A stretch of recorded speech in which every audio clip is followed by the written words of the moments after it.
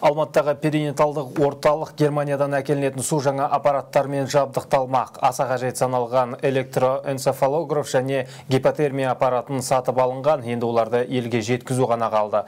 Осының арқасында шала туылған балаларды тезірек аяққа тұрғызуға болады. Мұндай қымбат техниканы Аяла қайырымдылық қоры демеушілермен бірігіп сатып алған. Әріптесім Әнуар Карбозов толығырақ әңгімелейді. Жазғы демалыс басталғанына қарамастан нөмірі 17-ші мектеп-интернатында адам өте көп.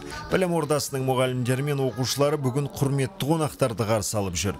Нақтырақ айтсақ, осы мектептің балаларына тігін және ұста шеберханаларын жасап, оған керек жарақты сатып алып берген Аяла қайырымдылық қорының демеушілерін асыға күтті.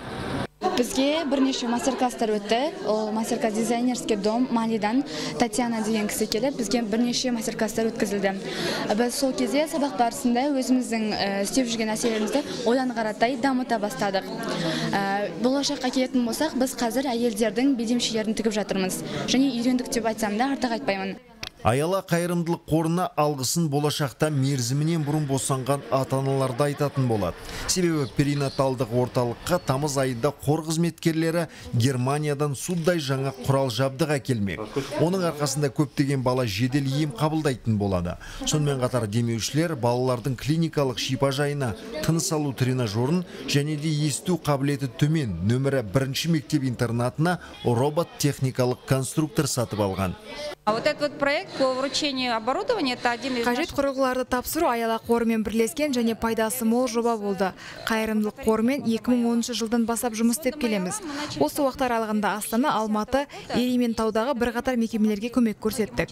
Біз енді мейлінше көп адамдарға жәрдемдессек дейміз. Сондай-ақ бүгін Аяла қайырымдылық қоры дәстүрге айналған күлімдеу күнін атап өтті.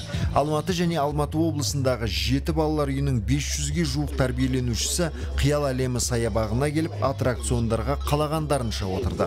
Сонымен қатар оларға балмұздақтар мен жемістер таратылып, түскі ас берілді. Әнуар Карбозов, Тимур Ермашев, Болат Жақыпов, Дәурен Хаджыбаев, Атамекен бизнес арнасы.